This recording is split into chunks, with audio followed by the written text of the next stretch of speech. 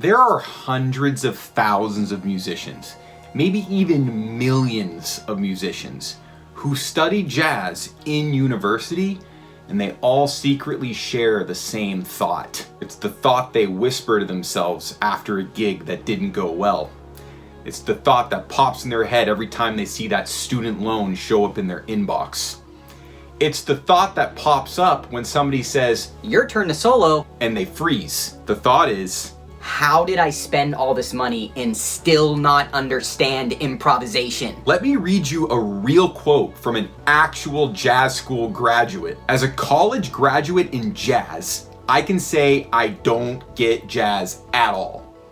Improvising feels like an arithmetic exercise diametrically opposed to how I play and listen to music.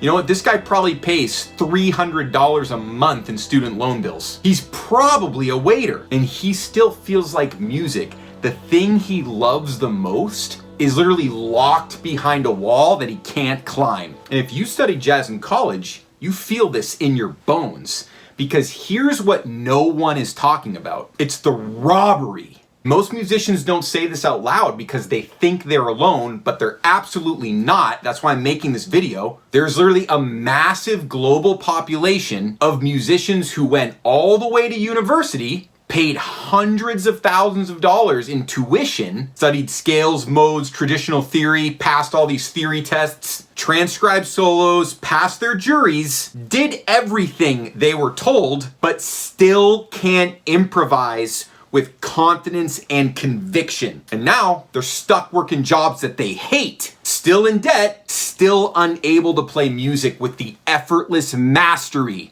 that they dreamed of since they were a child. This massive population of musicians trusted that jazz school would show them the secrets of musical mastery. And I know this because I'm speaking from experience. I believed everything they told me. I believed the only way to achieve mastery was by going to the music school. So I know you felt that too. Maybe you went to Berkeley. Maybe you went to UNT. I went to McGill. Thousands of programs across the world made the same promise. We're gonna show you how music really works. Did they?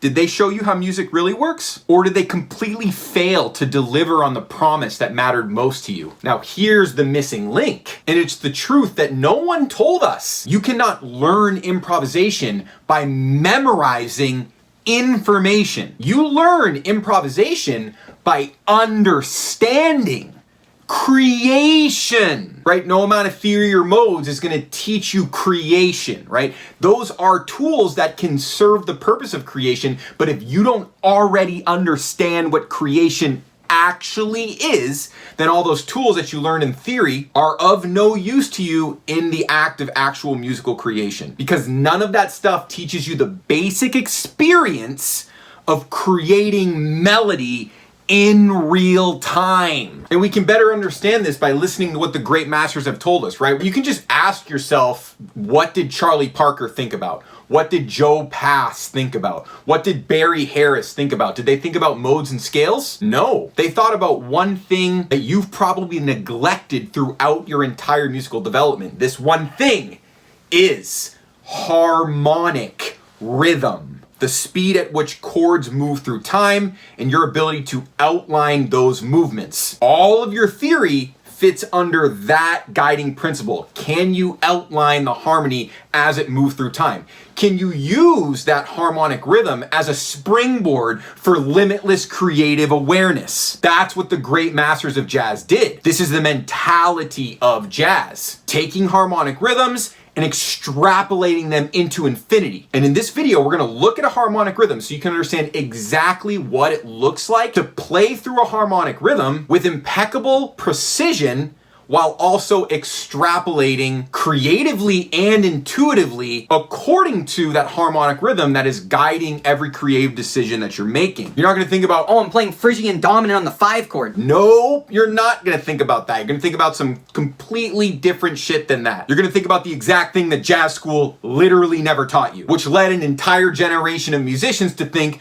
"Maybe I'm just not talented enough." Nope. You just weren't taught the right mentality. All right, so now we got to understand exactly what improvisation actually is. Improvisation is very simply the art of navigating harmonic rhythms. Imagine you're a freestyle snowboarder weaving through an obstacle course. Or maybe you're a rock climber weaving through the holds along a boulder problem. In music, the obstacles or the holds would be the chord changes. So at once they are obstacles while also being opportunities, right? If you're a climber, the hold is the opportunity to get to the next hold. If you're a freestyle snowboarder, the jump is an opportunity to do a 1080 misty flip. In all of those situations, you're simply moving through the changes with creative control. But your creative control is serving the ultimate purpose of moving through time, aka the path. And being able to move through that path is the heart of creation. So now you're starting to understand what creation is really about. It's not about pulling things out of nowhere. It's about maneuvering through the changes. The changes make you sound good. When you play the changes accurately, you sound good. You're channeling the spirit of all creation in that harmonic rhythm, which you're using as a springboard to realize limitless creative awareness. And of course, this brings me to the part of the video where I'm going to show you exactly how to start thinking correctly about improvisation and musical creation. I'm going to show you how to construct pathways through harmonic rhythm. This is how the great masters of improvisation thought. Now, the benefit of this approach is that it's extremely simple. The danger would be to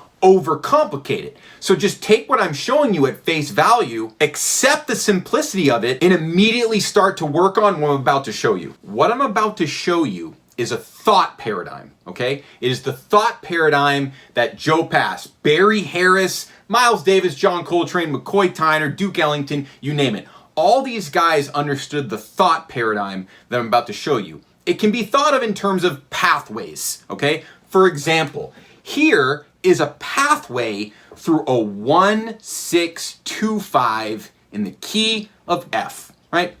How about we start with the old root position triad, right? It's an F major chord. Why not use a root position F major triad? Now, we're gonna take voice leading. Now, voice leading is rule number 1. If this is the first time you've ever seen my videos, I've literally made hundreds of videos about voice leading. Voice leading is rule number 1, and that's going to show me the next place I gotta go from my starting point of F root position major triad to first inversion D major triad. Right, so look at that pathway that's emerging. You hear that harmony moving. What's next? G minor. How do we go to G minor? We're gonna follow the voice leading. F sharp goes to G, A goes to B flat, D stays the same. Look at this pathway now. All the way to G minor. And what's next? C major. Of course, it's a C7. There's a C major triad inside it that looks like this. D goes to E, B flat goes to C, G stays the same. Right, so look at our pathway. Now I'm just gonna use only those notes, okay? It's gonna force me to focus on the rhythm. Mentality. Rhythm is always the thing you gotta focus on. Now that I've constructed my pathway, I can focus all my attention on the rhythm, like this. 3, 4.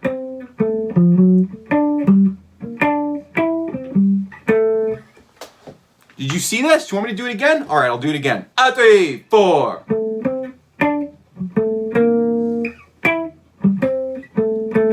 You see it that time? How about one more time slower? 3, 4.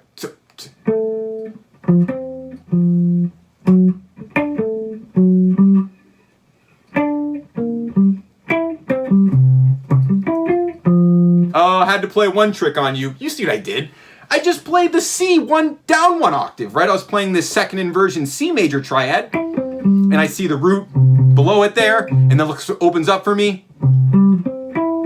And then it continues to expand out of seeing the second inversion triad, continues to expand.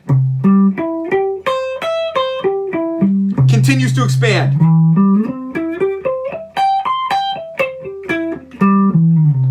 Pure triad mastery to start, and then we can talk about the approach tones, which are just parts of the pathways. Now, if I've confused you sufficiently, I have made a free course that explains everything I'm talking about in comprehensive depth, so you have no excuse not to follow along with what I'm showing. I'm talking to you guys like you're smart, okay? Because I know a lot of you have already gone through the fretboard mastery, right? So I'm trying to like keep the level high here. So just get the course. First link in the description, 3 modules, 15 minutes of content that will absolutely change your life, plus daily bonus lessons. Yes, that's right. Every day I send additional bonus lessons. It's literally the greatest music education resource on the entire internet, completely free. So here's your homework. What you're gonna do is you're gonna play a 1-6-2-5 with the single pathway, and you're gonna start on the root position F, just like I did here. And you're gonna look for rhythmic variations along the singular pathway. So I'm just gonna loop it a couple of times to give you some thoughts here, right? In a swing style. 3, 4. So it's pure triads.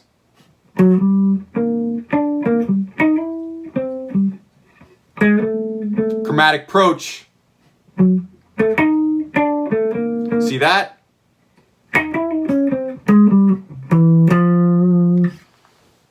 Where did the chromatic approach come from? Approaching that singular pathway, right? I got the triads, voice led on the singular pathway, and then I add the chromatic approach. It's a visualization thing that connects to rhythm, right? This is the integration of rhythm and harmony. You cannot choose the melody before you choose the rhythm. Once you think about the rhythm first, you'll see where the chromatic approach notes fit. You'll see how the notes that are not the triad can be played rhythmically. For example, on a C7, right, I'm playing approaching the third, approaching the 1. Unequivocally C7, but I played 2 notes that are pretty dissonant on C7, but it is a C7 that's going to resolve to the F. Right, just played the flat 7 into the major third, like flat 7 of C, going to the major third of F. Classic stuff. They actually do teach you some of that stuff in music school, but it probably just felt totally overwhelming because most of the time they're showing it to you completely out of context. Where it starts to become in context is playing those harmonic rhythms. And truly, that's the gift that they never gave you.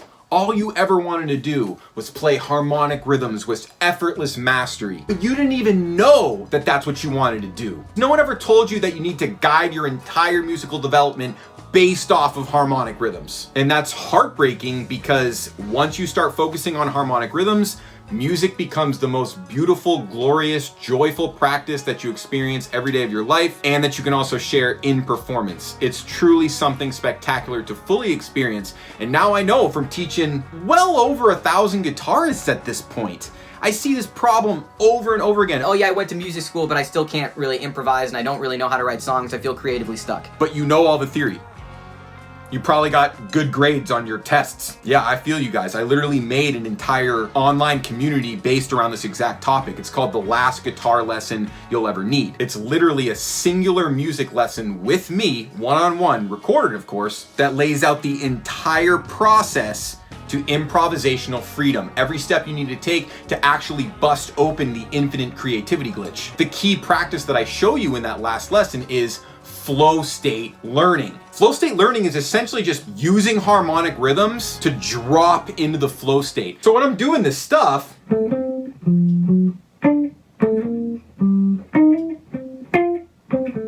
I'm instantly in the flow state and I can extrapolate outward, right? Like I'm feeling the comfort of the flow. It's kind of like carrying me along and then I can expand. But right now for you, you're gonna pick up your guitar or your piano or your trumpet or your bass or your saxophone or your trombone. And you're just gonna think about one triad pathway in one octave, right? This back to this one.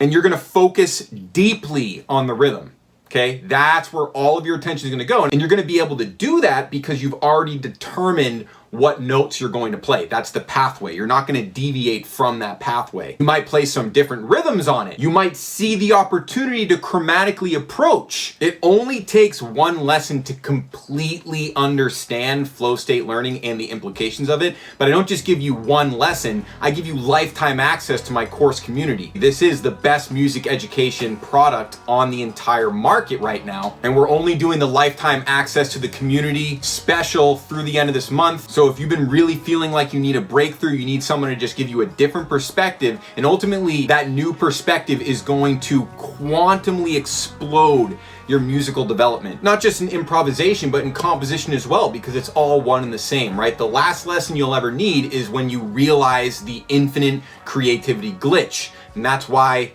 we've created this insane product with lifetime access to the course community. We have all the archive lessons. What you're seeing here are the recordings of the weekly class where you can come to for the rest of your life every single Thursday. Plus you get access to the ultimate jazz blues mastery course, plus the full fretboard mastery course, all included in the last lesson you'll ever need. So it's gonna be the second link in the description, mentalitymusic.com/last lesson. Go to that website, learn all about it. At the very least, just get the free course and get all those bonus lessons, because that's going to ensure that the next 5 days of your life are like quantum explosion of awareness just from my free stuff. But inevitably, the free stuff leads to the last guitar lesson you ever need, because once you become aware of what you don't know, then you're like, okay, I understand why I need some help here. And this product has been developed over, 15 years of me teaching this stuff. We've now refined this method to a bulletproof point. And really, it goes back way before me. I had some great teachers. Bob Thompson, student of Lenny Bro. I was really fortunate to have some teachers and mentors that just triggered my infinite creativity glitch so that I can now help you to trigger your infinite creativity glitch. And no surprise,